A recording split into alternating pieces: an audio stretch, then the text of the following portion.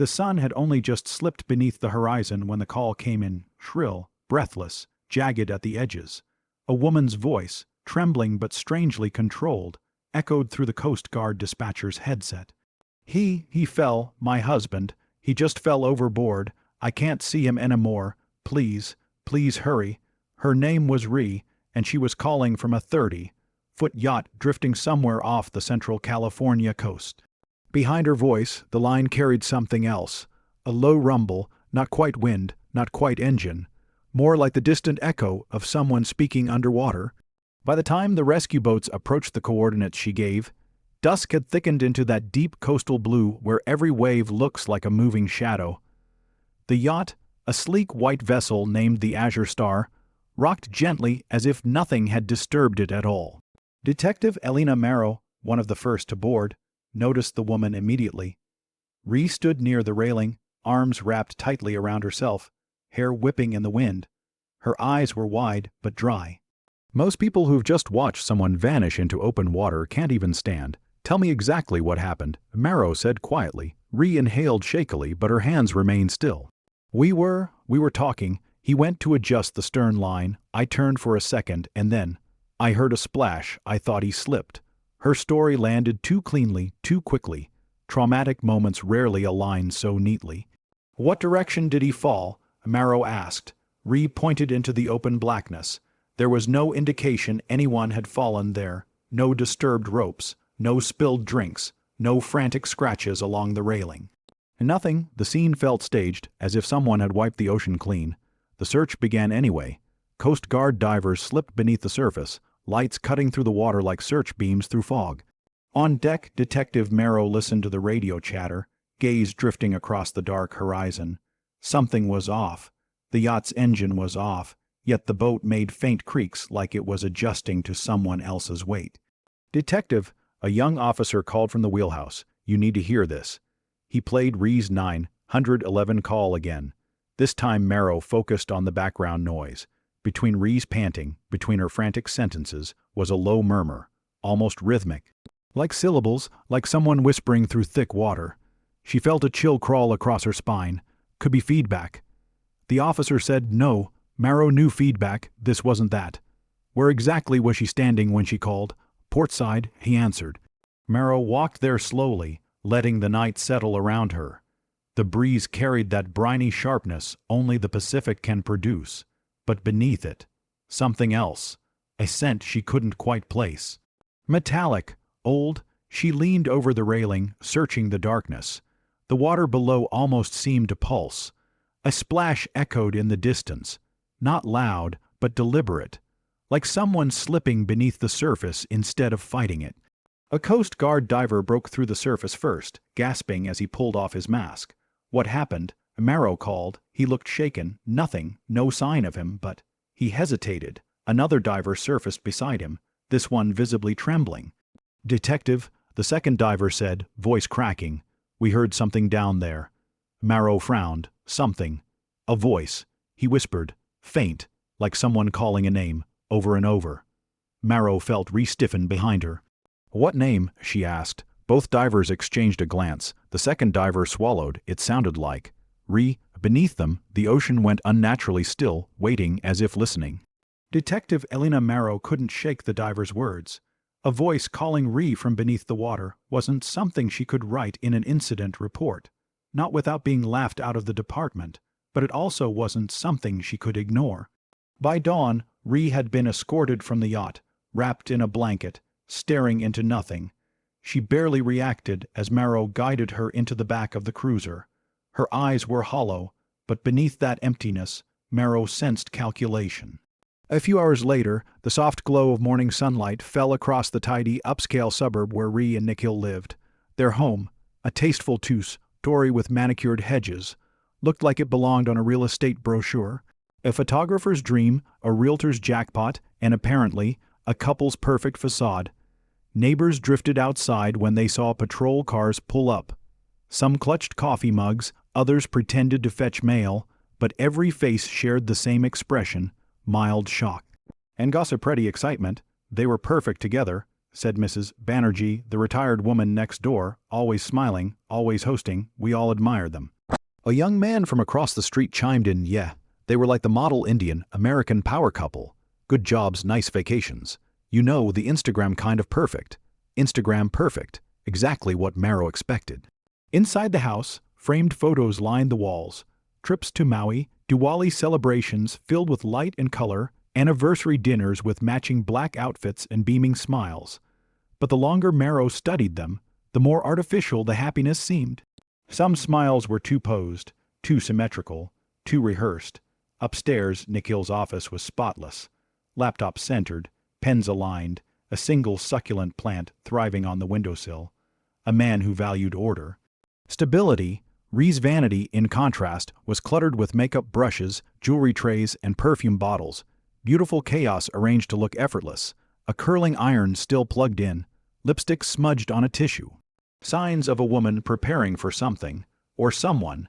Detective Marrow moved methodically, cataloging details, absorbing the atmosphere. She checked the financial file drawer, mostly normal documents, except for a disturbing pattern.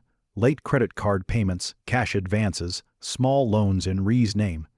Yet only one side of the marriage seemed to be drowning. Then came the texts. Marrow found them while scrolling through Rhea's primary phone, which had been bagged as evidence. Late. Night messages to someone saved only as A. Timestamps matching nights when Nikhil was traveling. I can't keep lying. He'll never let me go. Just a few more days.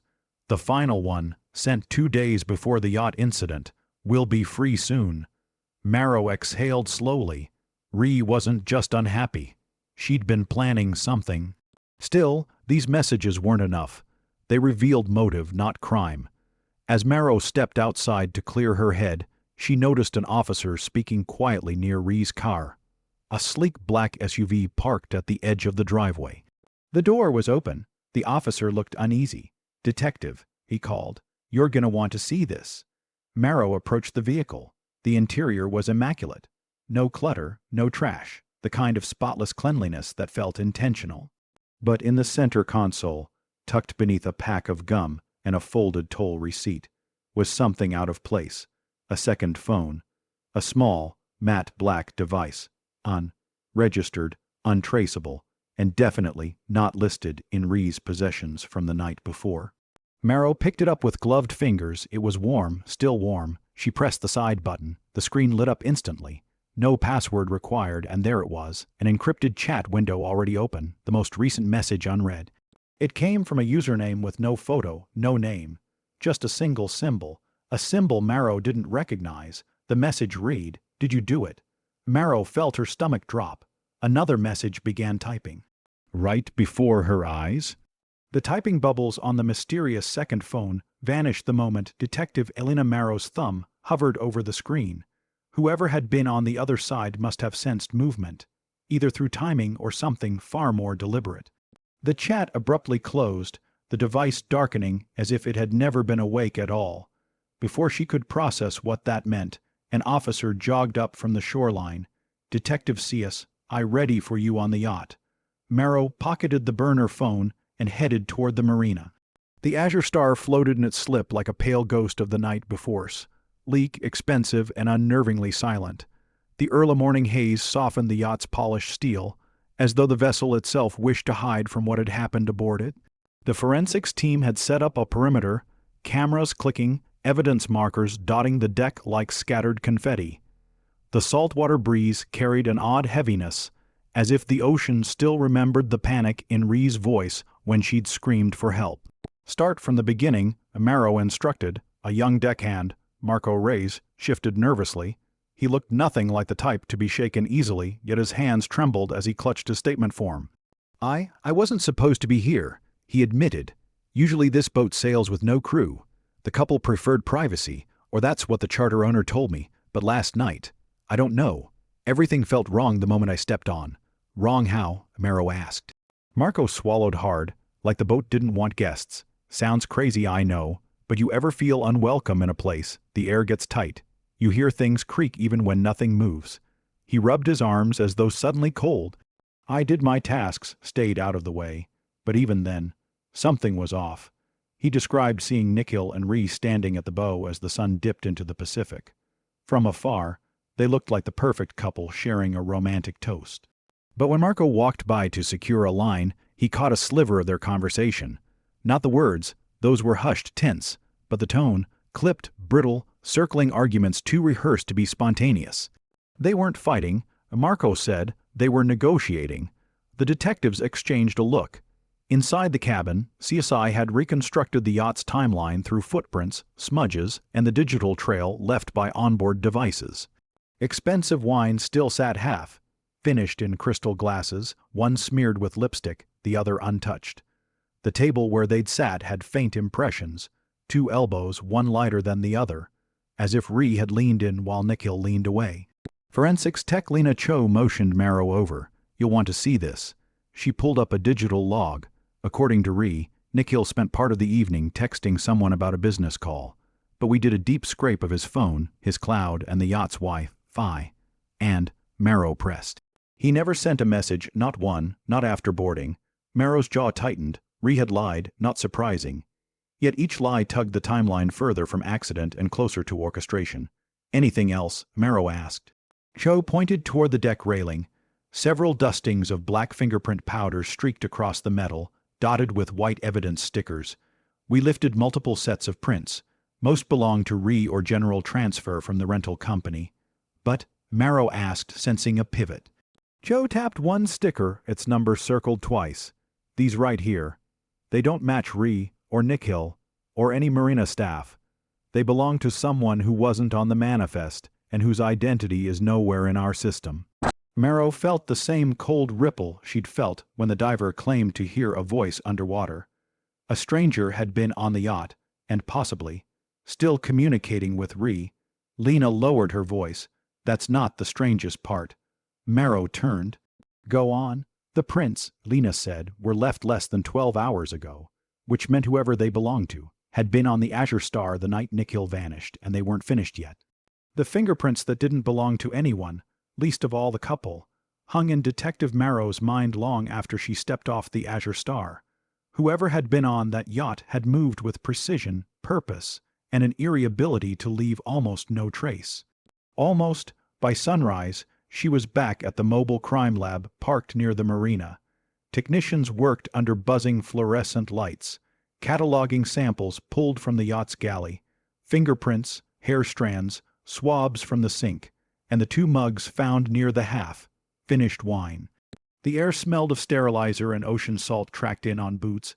Toxicology's back. A lab tech announced as Marrow entered, "You're gonna want to hear this. 2 mugs, 2 very different stories." Rhea's mug contained nothing out of the ordinary, just wine, trace amounts of citrus from a garnishing slice, and remnants of her lipstick. Clean, controlled, but Nikhil's mug, that was different. Traces of a sedative, the tech said, sliding over the printed report. Potent, fast-acting, this stuff could paralyze a grown man in under 4 minutes. Marrow exhaled slowly, administered how, likely mixed with the wine first, but there's something else. The tech pointed to a line highlighted in yellow. We found an oily residue clinging to the interior of his thermos.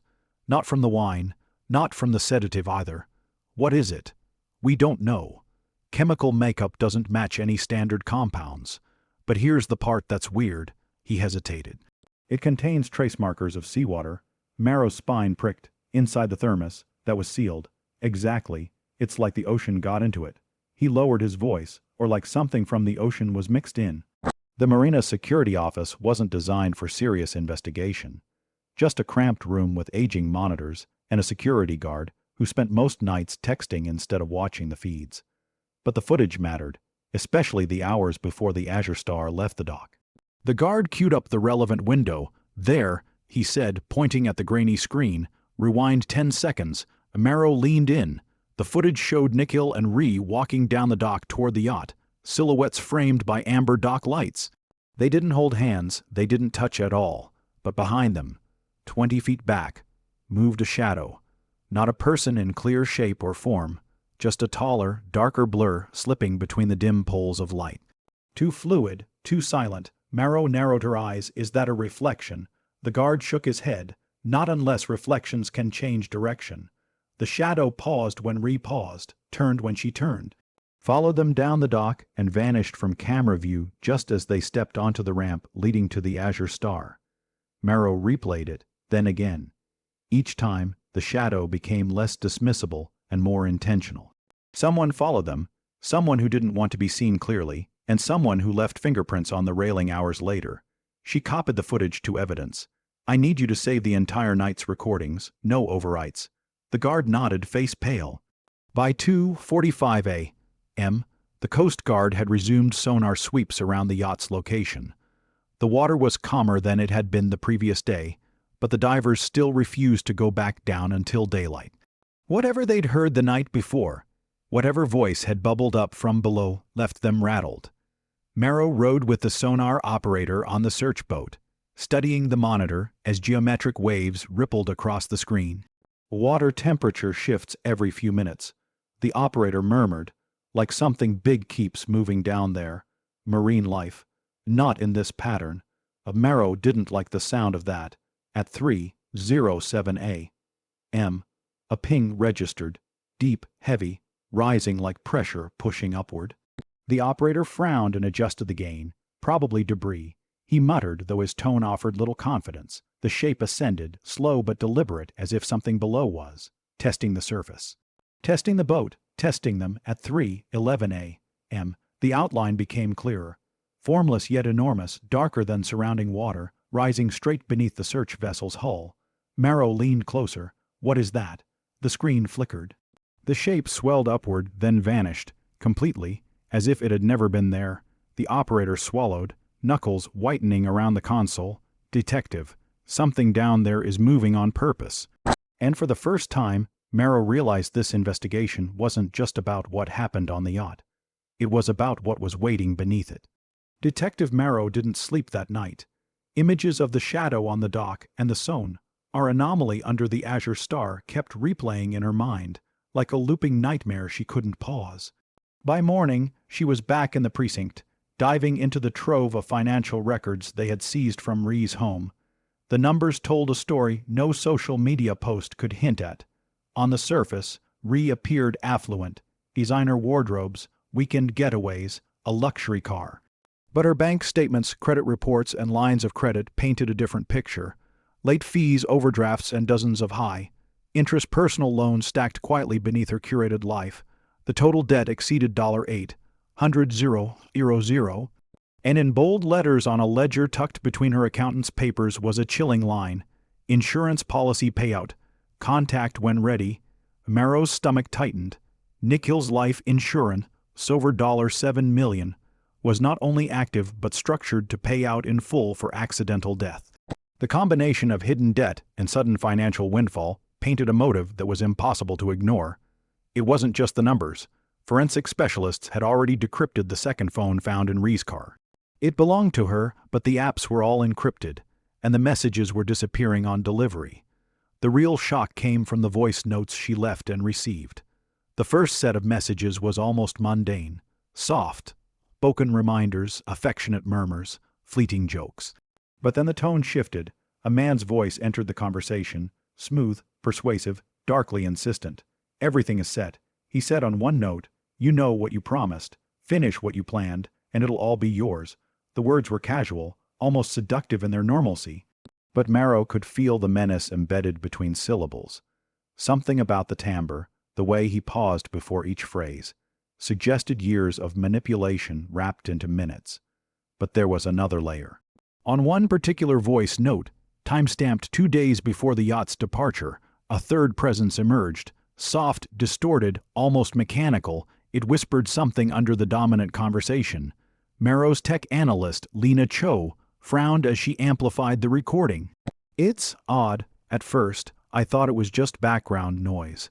A fan, a passing car, maybe interference from the mic. But isolated, it's deliberate." They looped the clip repeatedly. The distorted voice repeated, almost synchronized with the man's directions. Marrow's heart beat faster. "It's speaking," Cho said, her voice barely above a whisper, "but not in any language I can identify. Yet it's forming patterns." Pauses, emphasis. "It sounds like a name." Marrow leaned closer to the waveform on the monitor. Repetition, tonal inflection, and elongated vowels created something hauntingly recognizable. Nikhil, Marrow whispered, disbelief flickering across her face. The whisper wasn't human, yet it unmistakably mimicked Nikhil's name. It was layered, warped, digitally manipulated, or something far stranger. Each repetition chilled the room further. Could it be an audio glitch? Cho asked, though even she didn't sound convinced. No, Marrow said firmly. This was placed here intentionally. She paused, staring at the screen. Someone wanted her to hear it, or maybe wanted it to guide her. The implications were staggering. Rhea wasn't acting alone, or even entirely of her own mind. There was influence here, direct and indirect, psychological and possibly technological, and the whisper hinted at a deeper, unexplainable layer, something that blurred the line between human intent and something else. Marrow replayed the other voice notes for the team. The man's instructions were clear, pragmatic, and unnervingly calm. Every directive aligned with the events on the Azure Star: isolate Nikhil, administer the sedative, control the crew. But overlaid on this, the distorted voice's repetition of Nikhil's name seemed almost ritualistic, as if the very sound of it held a power of its own. Financial records, a mysterious collaborator, and a supernatural whisper, layered together, they formed a tapestry of premeditation more complex than Marrow had ever encountered. She knew they were no longer dealing with a simple accident or even a straightforward conspiracy. The stakes had shifted, and the danger was layered across both human and something else. As Marrow closed the forensic files and leaned back, she whispered to herself, voice trembling, who or what is guiding her. Then Lena broke the silence. Detective, we confirmed it. The whisper isn't human. Acoustic analysis, voice print patterns, frequency modulation. It can't be produced naturally, but it says the name Nikhil, clearly, repeatedly. Marrow's jaw tightened. The room went quiet. Somewhere, beneath the surface of deception and greed, a presence had been waiting, and it had spoken. The Azure Star had carried more than a yacht's worth of secrets that night. And now the detectives were beginning to understand just how deep they ran. Audio experts confirm the whisper isn't human speech, yet it forms Nikhil's name. If you want, I can expand Chapter 6 next, keeping the same cinematic, psychological, and supernatural tone while staying within your word. Count target. Do you want me to continue? The courtroom buzzed with quiet tension, the kind that settled over you like heavy fog. Detective Marrow sat at the prosecution table, the file of evidence fanned open in front of her like a grim tarot deck. Every document, every screenshot, every voice recording had been meticulously catalogued, ready for presentation. Prosecutor Paul Hernandez began with precision, narrating the sequence of events like a master storyteller. He drew the jury's attention to the sedative prescription Rhea had acquired just days before the fateful yacht outing. This was no random act, he said, voice measured but heavy with implication. This was premeditated, planned. He clicked a remote. A projected spreadsheet illuminated the courtroom walls. Bank withdrawals, credit lines, and late, night transfers spelled a story of financial desperation and opportunity. Rhea's debts were staggering. Her pattern of spending was erratic, frantic, almost ritualistic, and then, highlighted in red, sat the insurance modification. The policy now paid out in full for accidental death. Coincidence?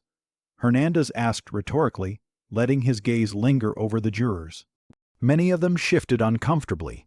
He moved to the second phone. The encrypted messages, the voice notes, the persistent instructions from the male collaborator, all pieced together like a mechanical clockwork of manipulation. He replayed the recordings for the jury, careful to mute the distorted whisper for the first playthrough. The man's voice was calm, precise, instructive. Follow the directions, control the situation, Hernandez said. Every step synchronized with the yacht's departure. Every moment accounted for. The jury leaned forward as the images of the Azure Star's final hours were displayed. Grainy dock footage, timestamps, crew positions. Hernandez paused on a shot of the shadow following the couple down the dock. Do you see it? He asked softly. It was not the wind. It was not a reflection. Someone or something was tracking them. Marrow's eyes scanned the courtroom as Hernandez pivoted to the next piece, sonar data. The projection flickered and came alive. A 3D rendering of the yacht appeared, drifting across the screen. Underneath, a human-shaped silhouette followed, moving with purpose beneath the hull. The data covered hours after Nikhil's disappearance. The figure's path twisted and circled as if the ocean itself were alive with intent. Gasps rippled softly through the courtroom. Marrow could feel her pulse quicken. This wasn't just digital data. It was proof of an unseen presence, shadowing the yacht with persistence that defied explanation. The jury, composed of everyday people, leaned in instinctively, drawn into a story that balanced on the edge of reality and something darker. Hernandez paused, letting the magnitude of the moment sink in. "Ladies and gentlemen," he said, "the evidence shows more than murder. It shows orchestration, it shows control, it shows planning that goes beyond greed, beyond obsession into something unnatural." The defense rose swiftly, protesting, challenging each point. Rhea's attorney insisted that the sonar figure was a technical anomaly, that shadows, currents, and equipment errors could account for the readings. But the prosecutor countered, calling in the sonar technician to explain the methodology, the calibration, and the impossibility of ordinary interference generating a human-shaped signature. As the courtroom tension thickened, Marrow felt an uneasy presence behind her, a chill brushing her neck as if someone, or something, were in the room that shouldn't be. She shook the thought off, focusing on the jury's reactions. They were captivated, unsettled, caught between the ordinary and the inexplicable. Then came the moment no one expected. Hernandez cued the audio clip, the distorted whisper carefully cleaned and enhanced. The room fell silent as the haunting syllables began. Nigh, kill. Marrow watched jurors flinch, some leaning forward instinctively, others recoiling slightly. The sound seemed to vibrate in the walls, in the wood, in the air itself. The court reporter paused mid-note, pen hovering. Even the bailiff, stoic and unflinching until now, stiffened, and then it played again, twice. Nigh, kill. This time, the whisper seemed to echo, reverberating in corners of the courtroom that should have remained silent. Hernandez didn't say a word. He simply let the moment linger, the weight of the impossible filling the room. Every eye was fixed, every breath held. Marrow felt the hairs on the back of her neck rise. The whisper wasn't merely evidence. It was accusation, a spectral testimony from the depths of the azure star. The name was simple, ordinary, but the delivery was anything but. It was a call from beyond, a presence insisting on recognition, acknowledgement, and perhaps justice. For a heartbeat, no one spoke. The world had contracted to that sound, repeating twice, unrelenting. Then murmurs spread quietly across the room, the jury shifting in their seats, processing the surreal evidence layered atop human scheming. The judge, Maria Delgado, finally cleared her throat, but even she seemed unsettled. She glanced at Marrow and Hernandez, then at Rhea, who sat rigid, her eyes wide but controlled. No one could deny it. The trial had just slipped into a realm where logic and fear collided, where a dead man's name seemed to call from the edge of reality itself. Marrow made a mental note to document every reaction, every pause, every flinch. This moment, this impossible auditory evidence, would be remembered, whispered about long after the trial concluded. And yet, as the audio continued to echo faintly in the minds of those present, one unspoken thought gripped everyone. If the dead could testify, what else could they reveal? A courtroom light flickers as the audio clip of Nikhil's name plays. Twice. The courtroom had fallen into a tense hush. All eyes were fixed on Rhea as she took the stand. Her posture was rigid, almost military in its precision, a mask of calm that had carried her through weeks of testimony. But today, there was something different. The edges of that mask were beginning to fray. Prosecutor Paul Hernandez paced slowly before the jury, letting his gaze linger on her. "Rhea, your financial records paint a clear picture of debt, desperation, and premeditation," he said softly. "And yet you sit here denying responsibility for what happened to Nikhil." Rhea's lips pressed into a thin line. She shook her head, her eyes flicking toward the jury as if pleading for understanding. I made mistakes," she admitted. I had an affair. I mismanaged funds. I panicked, but I could not harm him." Her voice trembled, betraying the carefully rehearsed composure she had carried until now. Marrow watched the subtle changes in her expression, the way her fingers twisted together, the darting of her eyes toward the floor, the shallow, uneven breaths. Something in the room shifted, a psychological current that seemed to ripple through every observer. Hernandez leaned in, then explained the sedative Rhea. Explain the messages, the secret phone, the financial documents. How do these mistakes align with an accidental death? Rhea's face contorted, not in anger but in fear. It wasn't like that, she whispered, voice nearly swallowed by the courtroom's hush. It was him, Nikhil changed, something entered our lives weeks before the yacht. I heard it, at night, moving through the house, and then, at sea, it followed us. I didn't understand it, but it was real.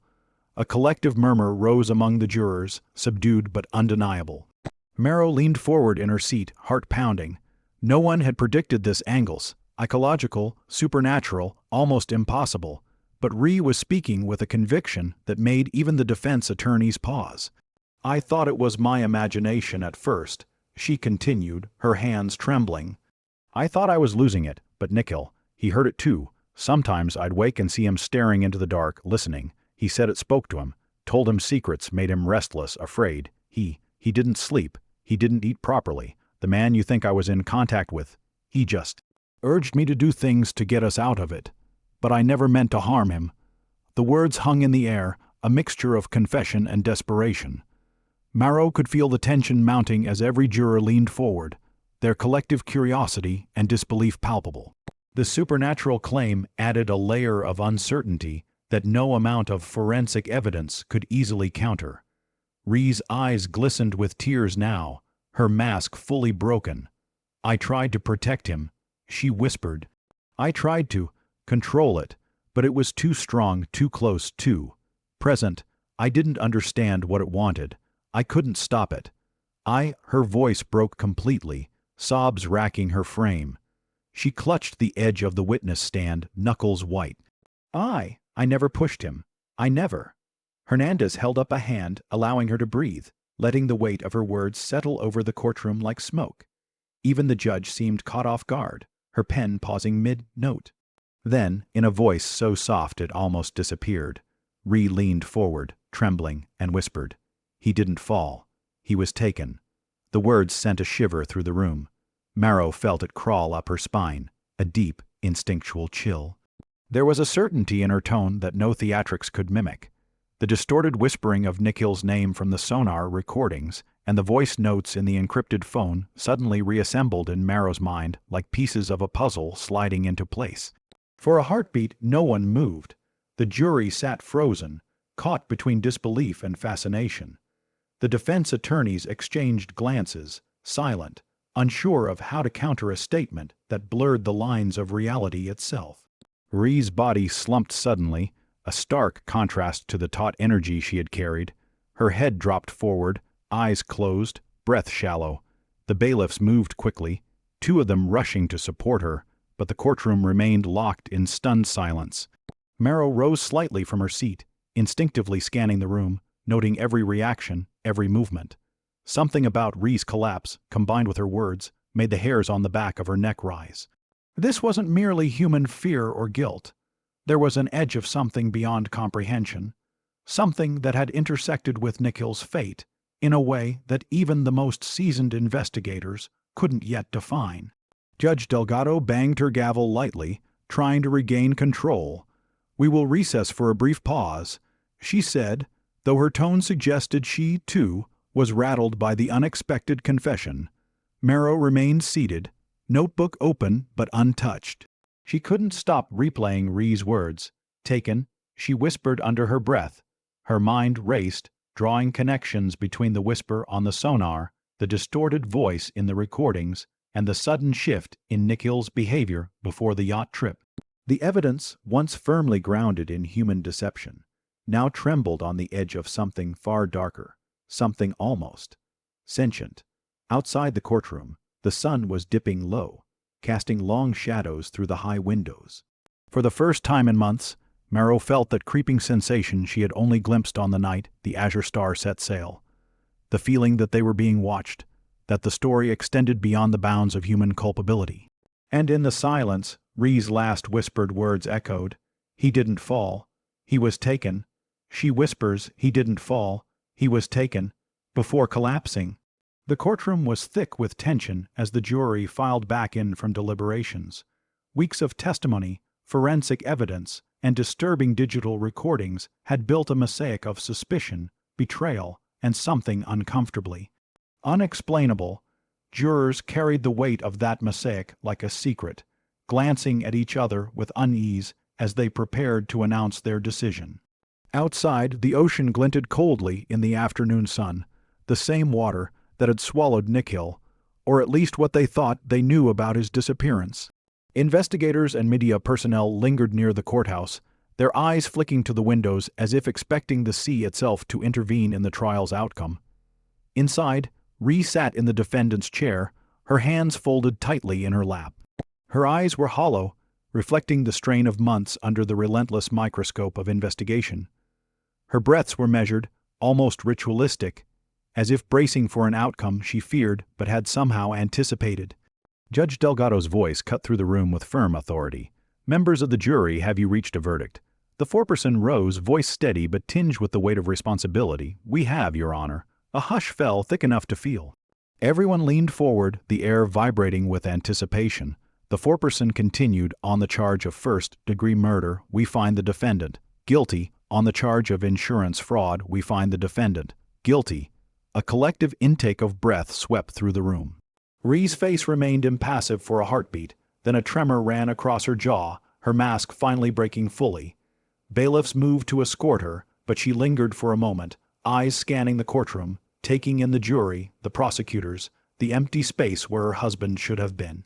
Outside the courthouse, the media erupted, flashes capturing the moment as reporters shouted questions. Marrow remained seated in the back row, notebook in hand, watching. The legal verdict had been rendered, but the larger story, the strange, the inexplicable, the supernatural thread hinted at by sonar recordings, distorted audio, and Rhea's testimony, was far from resolved. Just as the courtroom began to empty, Detective Marrow's phone buzzed with a new alert. It was from the Coast Guard, recovered footage from diver investigation, weeks after the Azure Star search. Review immediately. Marrow excused herself and opened the secure video file on a tablet. The footage was grainy, the camera wobbling slightly as the diver navigated the murky depths beneath the yacht's final coordinates. For minutes, nothing unusual appeared. Beams of light cutting through green, brown water, the silhouette of the yacht looming overhead, fish scattering at the camera's presence. Then, something shifted. A shadow detached itself from the hull, a vaguely human form drifting slowly toward the camera. The figure was indistinct, almost transparent, but there was an undeniable awareness. It stopped, facing the camera directly. The diver's flashlight flickered across the shape, revealing just enough detail to make Marrow's stomach tighten. The face, blurred but unmistakably human in proportion, stared into the lens. There was no movement beyond a slow, deliberate drift, no flailing, no struggle. Just observation. The camera captured the impression of intent, as if the figure recognized it was being watched, as if it knew the world above was still trying to solve the mystery it had become part of. Marrow's hands shook slightly as she advanced the footage frame by frame. Then, at the final moment, the diver turned the camera toward the figure's hand. A slow, deliberate press against the lens, 5 fingers, human in shape, unmistakably alive. Marrow froze, heart hammering. The water seemed to thrum through the tablet's screen, a pressure that pressed against reason itself. The hand lingered, then vanished, leaving only the swirling shadows of deep water. She sat back in her chair, silence pressing from every corner of the courthouse. The evidence had already indicated guilt, the jury had confirmed it, yet here was a fragment of something that could not be explained by logic, finance, or human manipulation. Something had followed Nikhil, and perhaps it had never intended to let go. The implications were staggering. All the financial records, the sedatives, the encrypted messages, they were real, damning, human. But the presence beneath the water suggested another layer, one that prosecutors and jurors could never quantify or prosecute. It was a silent, spectral witness, a final arbiter in a tragedy that the ocean itself had authored. For Marrow, the footage raised more questions than it answered. How had Nikhil vanished without a trace if a living hand remained deep below? Could Rhea's claims of a presence following them to sea have been a psychological projection, or a literal truth obscured by disbelief? And if the ocean kept such secrets, how many more stories like this remained hidden in its depths? The courtroom may have closed with a legal resolution, but the sea had not. That hand pressed against the diver's camera was a reminder. Even in judgment, even in conviction, some truths remain suspended, unclaimed, hovering in a dark, cold silence that only the ocean understands. Marrow shut the tablet and exhaled slowly, the weight of both justice and enigma pressing on her chest. Outside, the waves moved rhythmically, indifferent, hiding the deeper shadows that no human investigation could ever fully illuminate. The last frame of the diver's camera lingered in her mind. 5 fingers, human, unmistakably alive, pressed against the lens, refusing to be ignored. The last frame shows a hand pressed against the camera. 5 fingers, human, unmistakably